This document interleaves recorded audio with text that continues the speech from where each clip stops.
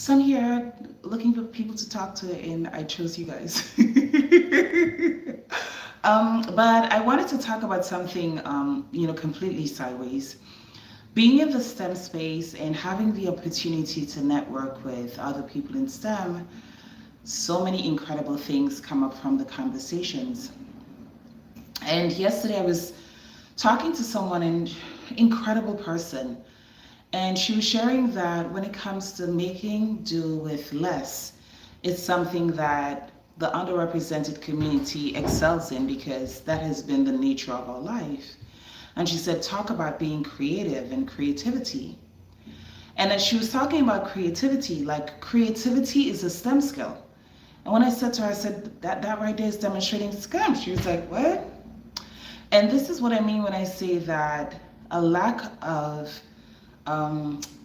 representation in STEM is not due to a lack of aptitude in the underrepresented community. It's truly a lack of knowledge. Because even the people who are teaching STEM, they're teaching the skills, not the fundamentals, where a person can connect, well, this is critical thinking, this is creativity, this is all the things that we say are core STEM skills. And here's a bigger question. Are you willing to, as a person, as an individual, as a teacher, as a student, are you willing to accept that maybe everything you've heard about STEM may not have been fully true? Like there was a time where there was a learning curve of what it took to get a degree, and then now being able to get a degree and navigate the college process is so much easier. There was a time when learning how to purchase a house was hard, but now there's so much information available that is so much easier. If you look at the definitions of core STEM skills, the answers are so similar, you don't even know if you have critical thinking or logic. And I actually did this exercise recently with my daughter, where she was saying like, so somebody can't Google it? Yes, you can, but it's so similar. You have to dig so much deeper to be able to get the answers. And shameless plug, that's why I'm launching my Kickstarter Virtual STEM Academy.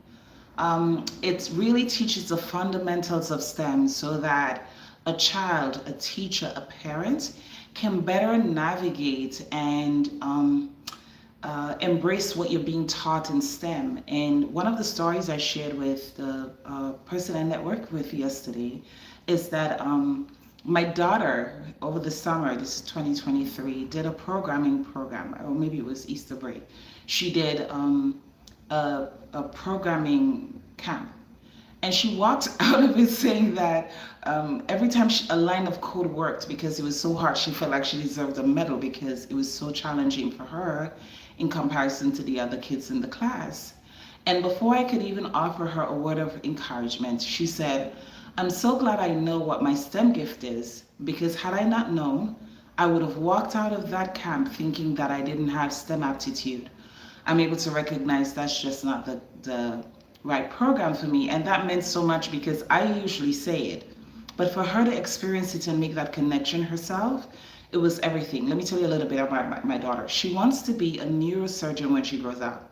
How I discovered this wasn't even because I had this strong STEM skill. And no, I actually got my degrees after I realized the STEM gift in my kids based on the research I was doing to be able to help them, because I saw them as really smart kids.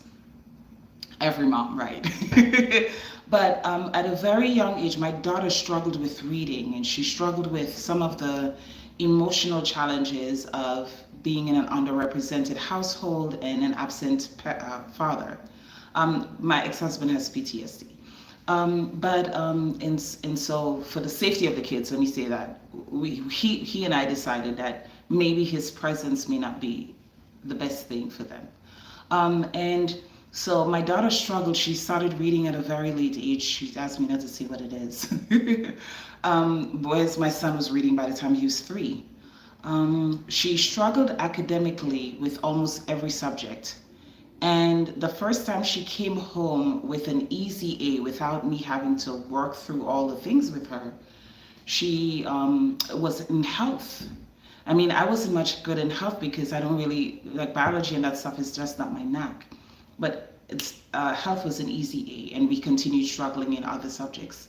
In math, the only topic she was good in is geometry. We worked on everything else, and I had to bring out old school Caribbean teaching techniques to be able to teach her American concepts because I couldn't understand how the teaching method. I just knew the old school way that I learned growing up. And so we had health as an easy topic, geometry in math as a great topic. And then in recent years, we were playing my daughter, we played Caribbean games. She's like, Mom, give me something Caribbean that I haven't played before. And then from that exercise, I realized that she had incredible dexterity. And so when we started matching up the careers that go with that, we realized that surgery is a great thing for her to do. And she's not grossed out by dissecting anything. And so we started exploring that, and she said, you know what, I really feel like I could do neurosurgery. And we started looking to that more, and that was fascinating to her, seeing the brain. And it was just mind-blowing how recognizing her STEM gift and being able to speak to it brought together an awareness in her that no other program was able to. This week I had the opportunity to interview someone in life science, and the explanation he gave as to what to look for in a child who's demonstrating life science skills was so broad that it was hard. Like, had I not done the research, I would not have recognized that my daughter would have been a great fit for a biological science. And so what I did was I focused on the things she was good at. That was geometry, health, and dexterity. And from that, we were able to build a curriculum. Well, honey, if you want to do neurosurgery, you need to be able to do all areas of math. And that started developing in her a really strong and positive outlook on the academics required to do the things she wanted to do.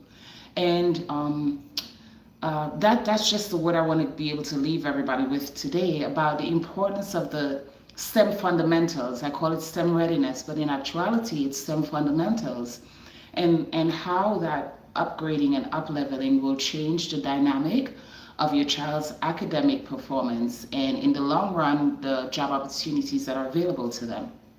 All right, well, that's my little rant for today. Thank you guys so much for stopping by. Bye.